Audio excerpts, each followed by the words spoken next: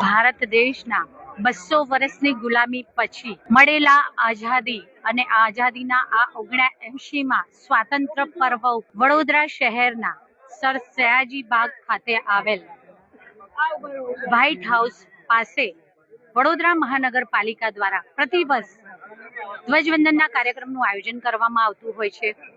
તે જ રીતે આજે પણ અહીં આયોજન કરવામાં આવ્યું।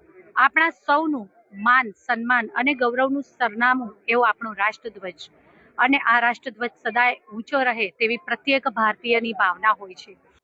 આપણા ભારત દેશને જ્યારે આઝાદી મળી ત્યારે સ્વાભાવિક છે કે આ આઝાદી અને આઝાદી મળવા માટે કરાયેલા આપણા પૂર્વજો દ્વારા એ કરવામાં આવેલા પ્રયત્નો અને પ્રયત્નોના સમયે તેમણે ભોગવેલી તકલીફો, એ કષ્ટોની પરાકાષ્ઠાઓ અને અનેકવિધ તકલીફોના અંતે જ્યારે દેશ આઝાદ થાય અને સ્વાભાવિક છે કે આ આઝાદીના જ્યારે આપણે અમૃત મહોત્સવની ઉજવણી કરી રહ્યા છીએ ત્યારે આ 79માં સ્વાતંત્ર્ય પર્વ નિમિત્તે સૌએ સાથે મળી અને કમાટી બાગ ખાતે આ ધ્વજવંદન કર્યું અને સૌએ એકબીજાને આ સ્વાતંત્ર્ય પર્વ નિમિત્તે ખૂબ ખૂબ શુભેચ્છાઓ પાઠવી। હું મારા વડોદરા શહેરના સૌ નગરજનોને પણ 79માં સ્વાતંત્ર્ય પર્વ નિમિત્તે ખૂબ ખૂબ શુભેચ્છાઓ પાઠવું છું। આભાર।